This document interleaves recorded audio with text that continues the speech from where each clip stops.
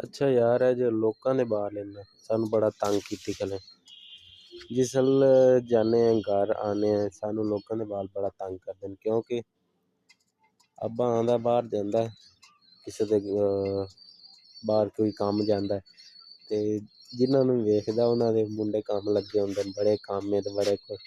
ਉਹ ਕਹਿੰਦੇ ਨੇ ਅਸਾਂ ਇਹ ਚੀਜ਼ਾਂ ਲੈ ਲਈਆਂ, ਅਸਾਂ ਆਹ ਚੀਜ਼ਾਂ ਲੈ ਲਈਆਂ, ਤੇ ਘਰ ਆ ਕੇ ਅੱਬਾ ਸਾਨੂੰ ਲੜਦਾ ਕਿ ਉਹਨਾਂ ਦੇ ਬਾਲ ਵੇਖ ਲੈ, ਤੁਹਾਨੂੰ ਤਾਂ ਜੰਮ ਕੇ ਹੀ ਅਸਾਂ ਟਾਈਮ ਹੀ ਜ਼ਾਇਆ ਕੀਤਾ।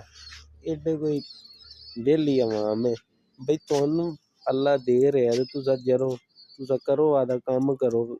ਸਾਨੂੰ ਬਈ ਦੂਜਿਆਂ ਦੇ ਘਰਾਂ ਲੜਾਈ ਪਾਉਣ ਦੀ ਕੀ ਲੋੜ ਹੈ ਤੁਹਾਨੂੰ? ਇਹ ਜੇ ਹਰ ਕਿਸੇ ਨੂੰ ਜਿਹਨੂੰ ਪੁੱਛਾਂਗੇ ਉਹ ਕਹੇਗਾ ਉਹਨਾਂ ਦਾ ਬਾਲ ਚੰਗਾ, ਉਹਨਾਂ ਦਾ ਚੰਗਾ। ਬਈ ਸਾਨੂੰ ਫਿਰ ਪੈਦਾ ਕਿਉਂ ਕੀਤਾ? ਉਹਨਾਂ ਦਾ ਚੰਗਾ ਸੀ, ਉਹਨਾਂ ਦਾ ਹੀ ਲੈ ਲੈਣਾ ਸੀ ਗੋਦ। ਹੋਏ ਹੋਏ।